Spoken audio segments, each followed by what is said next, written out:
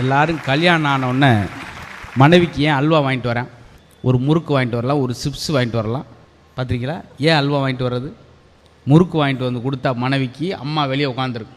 புதுசாக கல்யாணம் பண்ண பொண்டாட்டிக்கு முறுக்கு வாங்கிட்டு வந்து விடிய விடிய மறுக்குன்னு தம்புறாங்க பார் அப்படின்ட்டு அதுக்கு நிம்மதி போயிடும். சிப்ஸ் வாங்கிட்டு வந்தாலும் அதே தான், பூரா அது குப்பையாக பறக்கும் சில நேரம் வெளியே ஏசிக்கு. அதுக்கு ஏன் அல்வா வாங்கிட்டு வந்தான்னா அல்வா வெளியே சத்தம் கேட்காது. 1 கிலோ வாங்கிட்டு வந்தாலும் அந்த மாடு தின்னுட்டே வெளியே கேட்காது. இதுக்காகத்தான் அல்வா மனைவிக்கு வாங்கிட்டு வர்றது. கண்டுபிடிச்சி கீழே நீங்கள் நினைக்கலாம், அவன் கண்டுபிடிச்சான்னா இப்போ நீ கண்டுபிடிச்சிருக்காடான்னு கேட்க.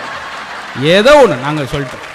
சிலர் பெண்கள் என்ன நினைக்கிறாங்க, இப்போ உள்ள பெண்கள்லாம் கரெக்டாக சாப்பிட்றது இல்லை, ஏன்னா வெயிட் போட்டுருமா, உடல் ரீதியாக பாதிக்கப்படுது. நான் எங்கள் வீட்டில் நான் 14வது ஆள். அன்றைக்கி 14 வயசில் எங்கள் அம்மா குழந்தைய பெற்றெடுத்துச்சு. ஆனால் இன்றைக்கி பார்த்தீங்களா, சின்ன குழந்தை ஸ்கூல் போயிட்டு வந்து டயர்டாக படுத்துருது. அந்த உணவு முறை இதை எதுக்கு